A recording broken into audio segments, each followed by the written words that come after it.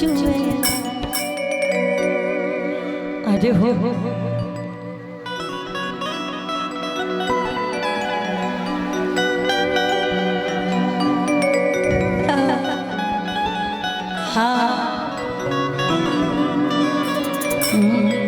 के लाल लाल होठवा से और बरस लाल लैया होगी रस चुए होगी रस चुए जैसे अमावा के मोटा रस चुएला होगी रस चुएला जैसे अमावा के मोटा रस चुएला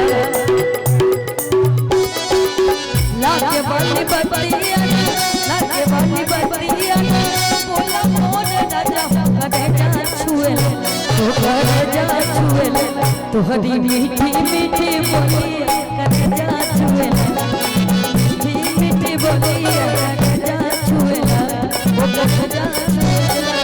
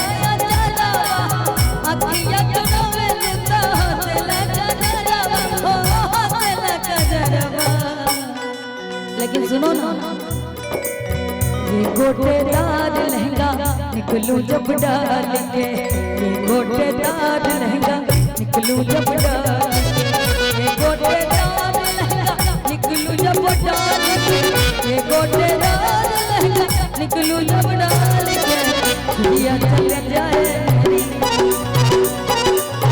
दिया चल जाए तेरी मतवाली चाल दिया चल जाए मेरी मतवाली चाल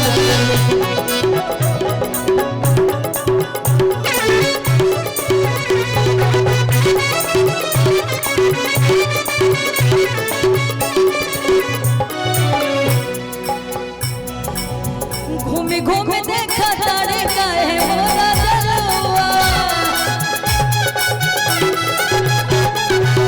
तने का छहाइला भवाए जाए गलवा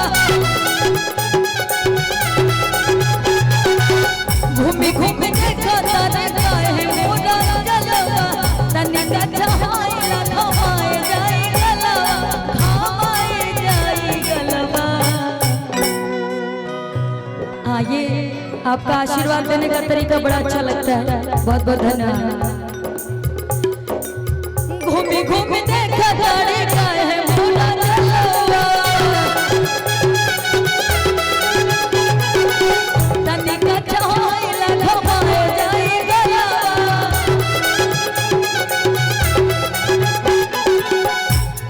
हो घमाए जाए गलवा। आज हम पगला जाएंगे और सदर प्रमुख जिन्होंने शानदार 1100 से नवाजे हैं, नवाज जी लाख लाख शुक्रिया।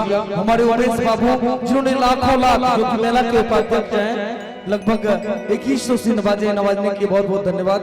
और बहुत बहुत धन्यवाद आदरणीय मेला अध्यक्ष प्रदीप शाह जी का। आइए के चल जाए घमवा में रही जाए छावा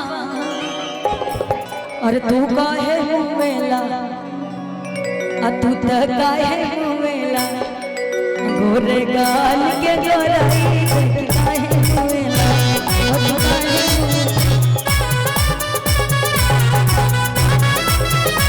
काहे काहे मुवेला ओ की काहे मुवेला जैसे अमावा के मोजा रस चुएला ओ की रस चुएला।